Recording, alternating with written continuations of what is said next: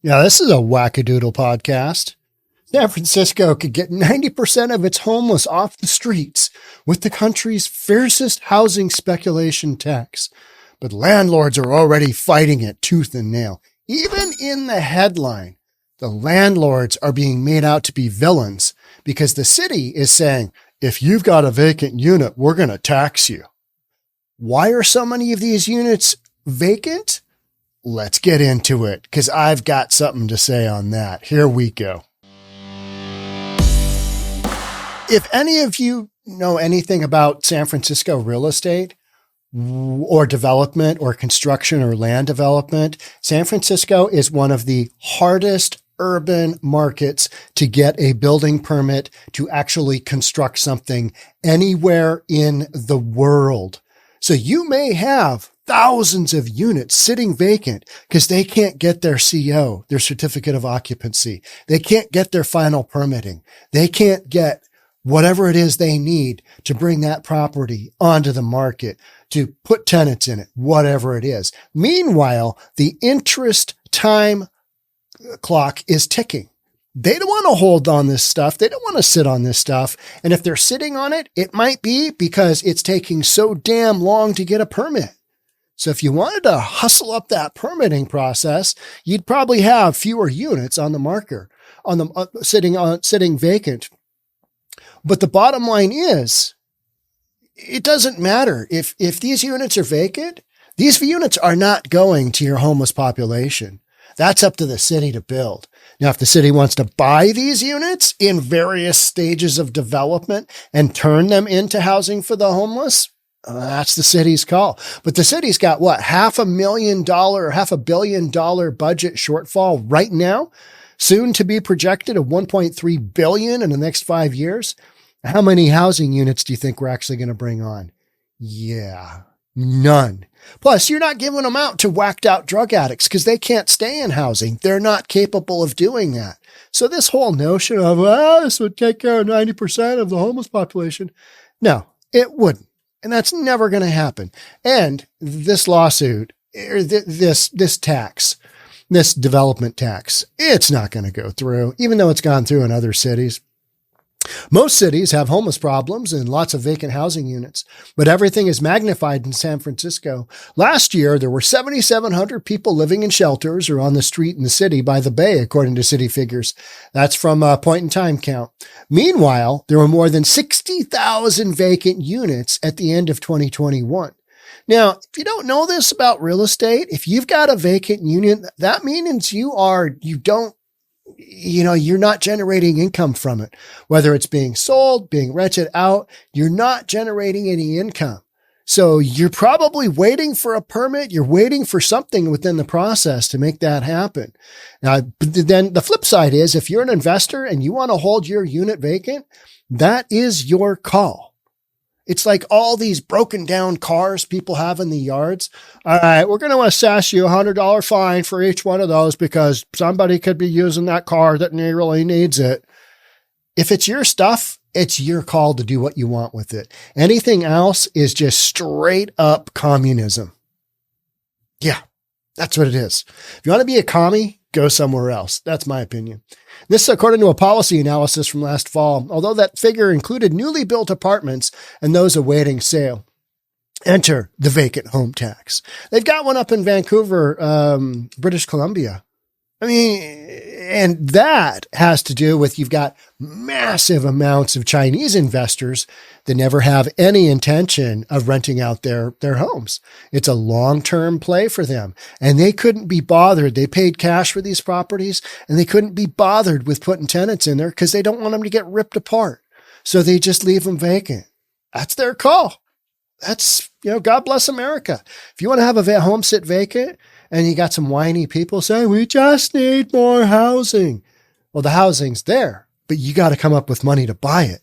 You got to come up with money to rent it.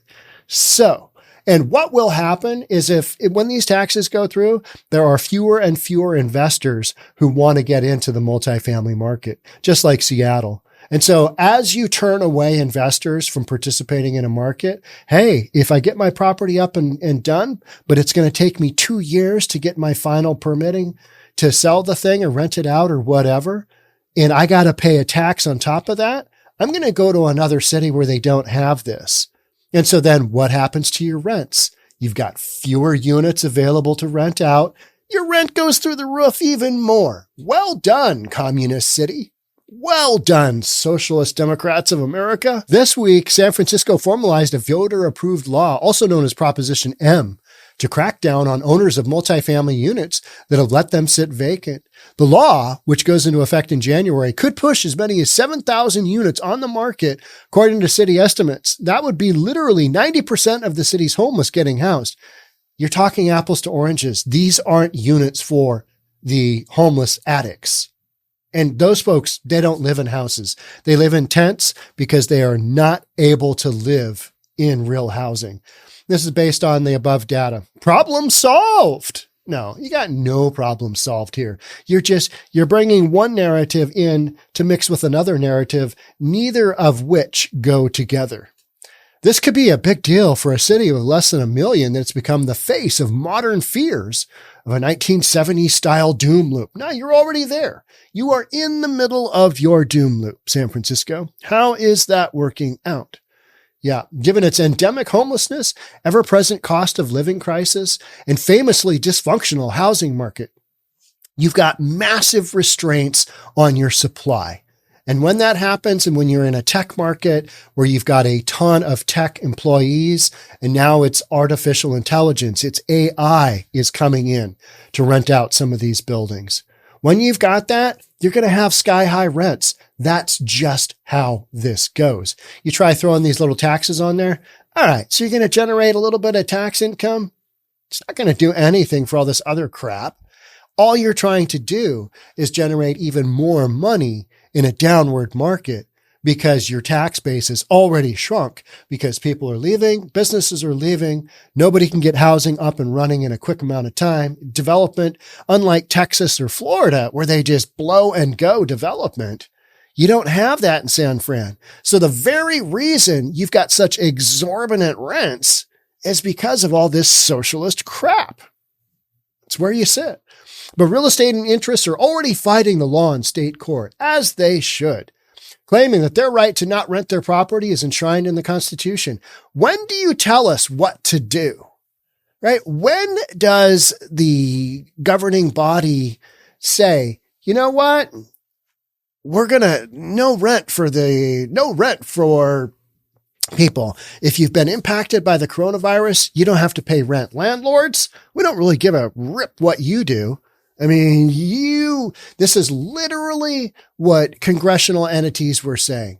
Well, they made it to the bank one time. They got a loan one time. Therefore, they can go to the bank another time and borrow more money because their tenants aren't paying. And they still have, little things like mortgage payments, taxes, maintenance, normal stuff on a piece of real estate that keeps on going. But you got so many left-wing nut jobs out there that don't own any real estate, that never have, that have never run a business. They don't understand how all this works. Literally, you've got people running the country that don't understand how this works. And if they do, they just choose to make terrible decisions. So here, listen to this one. Listen to this statement.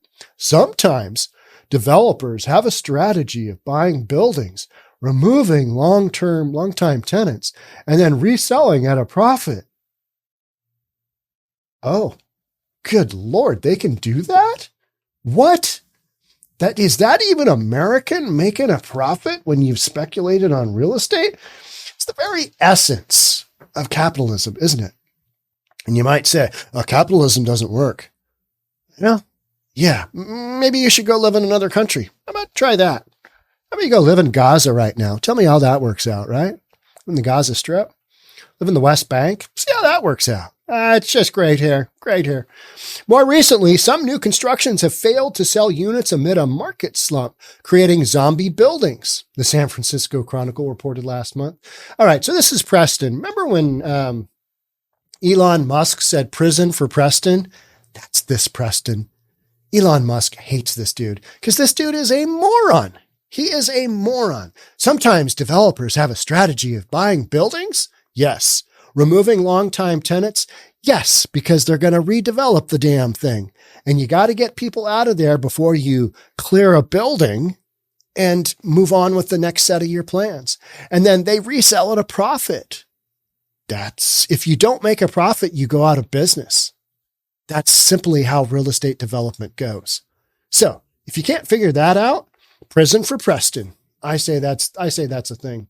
We have a situation where we have thousands of people living on the streets, homeless, and tens of thousands of units being held off the market. Why are they being held off the market? What is causing their delay in coming to market? What's causing that? Let's look at that. And then why do you have thousands of people living on your streets? Because you allowed it. You and your liberal policy allowed it, period. And now you got to battle it. Oh, yeah, we didn't think this was going to happen. Oh, and now you got Mayor London Breed just dropping the hammer at every step along the way. And people are like, she's being kind of harsh to the drug addicts and the drug dealers and the homeless. And she's doing stuff. Whether or not her actions will actually have an impact, I keep saying it, probably not for right now, but it's a step in the right direction. You're going in the right direction. We have buildings in my district that have been empty for years because it takes years to get an effing permit in San Fran. It's not that hard to figure out. And yet you got, prison for Preston. Well, if we just took all these empty buildings and gave them to the homeless, things would be great. And the reason I say you can't take whacked out drug addicts and put them into housing, expect things to work out great, which is exactly what Housing First claims is the answer. You just got to get them stabilized and they'll just work their way out of it. The way we know that this doesn't work is look at the failing entities in Skid Row, literally failing. We got to give a couple thousand units back because, man, we can't seem to manage these. We get them all renovated and then we put the homeless addict in there and they tear the room apart and we kick them out and we get them services and they come back. You've heard me talk about this literally probably a dozen times. Whacked out homeless drug addicts, they can't live in a space and not tear it apart. It's they're mental and they're on drugs and that's what they do. That's why you see the homeless encampments are always just, littered with garbage. People are fighting. You've got fires. You've got women are being assaulted on the regular. That's just what happens. The tax, which is rather narrow, would apply to between 4,400 and 7,300 units. This is a tax that is basically a money grab from wealthy people willing to take a risk on real estate because that's what they do. It's a money grab for other programs that are just failed forms of socialism, period. And so what I like to say is socialism works for those who don't. Get that in our merch shop. It's my favorite cup. Yeah, it's my favorite. While a handful of cities, including neighboring Oakland, Washington, D.C., and Vancouver, have passed some form of vacancy taxes, Preston believes San Francisco's is the most aggressive in the country. Oh, that's good. Make that rent go up. Get that rent to climb even higher. Move more property developers out of the market because they're already pissed off. And the only reason they stay in it is because the stakes are high enough where they can make a go of it. You keep adding layer after layer after layer of crap to the equation. You've already got an exodus of people from the California population. That's a few more thousand. It's okay. And several groups representing landlords, including the San Francisco Apartment Association, the Small Property Owners of San Fran, and the San Fran Association of Realtors, sued the city in February, claiming that the law violated their constitutional rights. If you want to keep your house vacant, who is somebody else to tell you, oh, no, you got to fill it up with homeless addicts? You got to fill it up with homeless addicts. I mean, that's what we're doing here, right? Socialism works for those who don't. Interesting. United States Supreme Court has repeatedly held that property owners' power to exclude others from the property has traditionally been considered one of the most treasured strands in an owner's bundle of property rights. So the bundle of property rights, when you get a warranty deed, you get the full bundle of property rights, right? You start taking out individual pieces of the full bundle. Maybe you get a quitclaim deed. which is not the full bundle of rights. Maybe you get, another deed, a special warranty deed. Maybe you get that from a sheriff's sale. Those are individual deeds. Like the quitclaim deed is just basically, hey, I'm going to give you whatever rights I have to the property at the time. It is not the full bundle of rights, but it might be. I'm going to give you whatever rights I have at the time. Here's my quitclaim deed. It just basically assigns whatever you've got. And it's not the warranty deed, which is the deed that a lender requires to be transferred, because that way they know, all right, this property is fully unencumbered by all this other stuff. We're getting the full deed and we're moving on. So in other cases, apartments may sit empty because of high crime or few jobs in the area, or they're waiting for a permit, or, they can't get contractors in there. You've got massive amounts of delay in the construction of housing units. We have been millions of units behind in developing property units as the United States. America is behind, and we've been behind since the Great Recession. And crap like this is not doing anything moving forward to encouraging people to continue to develop units. It's just not. But their owners may be loath to drop their asking rent for fear that rent control laws wouldn't let them raise it in the future, the suit says. Still others may wish to keep a condo to live in a few months out of the year, or live alone in a 4-unit building because they don't want to deal with the hassles of renting to tenants. That's their call. If you want to have your car sit in your driveway vacant, I'd say, you know what? I'd rather you use your car. I mean, you paid for it, right? But if you've got real estate, totally get that. If you want to just have it sit vacant, it's fine. It's fine. That's your call. That's what should happen. But everybody else, especially folks in cities like where I am in Seattle, no, we need to be able to share all of the resources with everybody. No, the guy who owns it is the guy who gets to enjoy it, period. That's how this works. So, naming situations that apply to two of the plaintiffs. Under the vacancy tax, owners would be on the hook for $2,500 to $5,000 per empty unit, depending on its size, an amount that increases every year it's left unoccupied. This is a money grab from socialist leaders. That's what that is. It's a money grab. They're, it's empty. How can we stick it to them? Well, we've got so much of a homeless problem. This convoluted map to where they're trying to get.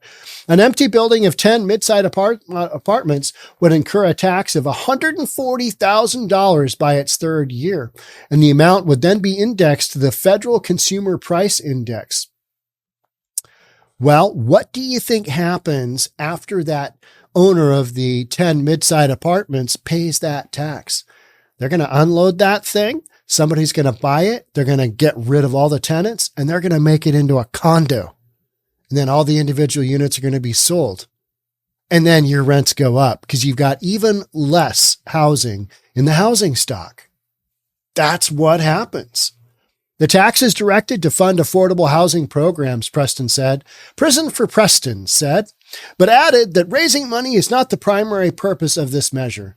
Oh, it's not? What is it? If 10,000 units get filled in the next few years, we'll be happy, even if there's little to no tax revenue, he said. 10,000 units get filled by who? Homeless people? Is that what we're talking? Because that's kind of the premise of this story, right? San Francisco could get 90% of its homeless off the streets. Here's the other thing. Let's go right back to the beginning of this. Most of those homeless don't want to go into housing. Yeah, why not? They don't want to live within rules, right? They want to continue doing their drugs, right? And they want to live a outlaw lifestyle because in order to afford their drugs, they need to, steal stolen goods, and they need to be able to sell them. And whatever homeless community they're in, they can do all of those things without any hindrance. You go into housing somewhere far out of your zone of comfort as a homeless addict, then you don't have the same community of crime-ridden addicts to rely upon. And you'll hear that in interview after interview. I'm not moving there. Or, dude, what's going on with that apartment you got? I haven't been there in 2 months. You hear that consistently. I haven't been there. Well, how come? Living in a tent over here. People with housing don't want housing because this is a lifestyle choice. Not all of them, but enough of a vast majority that this is a trend. You don't have people clamoring for housing. You know what's so funny is when they go in to do a sweep of any encampment anywhere, there is invariably some homeless dude whacked out on drugs, and he claims he comes back to where all his stuff was. He comes back a week after it's been swept, and he says, "They didn't give me any notice whatsoever." Well, that's because you were on a 4-day meth run and you were whacked out of your mind and you weren't here when they posted the signs. And then the news crew will invariably go, "We were able to find 3 signs still attached to telephone poles at the premises of where the sweep happened." And they've been up and they're dated a certain date, well before whatever the homeless vagrant addict is talking about. And he's like, "They gave us no notice." No, they did. They posted it. They did everything by the law. And you're just whacked out on drugs. And so you can't work out how to get, you don't even know what's going on. You just leave your tent. "I hope somebody, takes care of my stuff." And they throw it in the garbage because it's garbage. And then people are all worked out. "Oh, but they threw away his medication."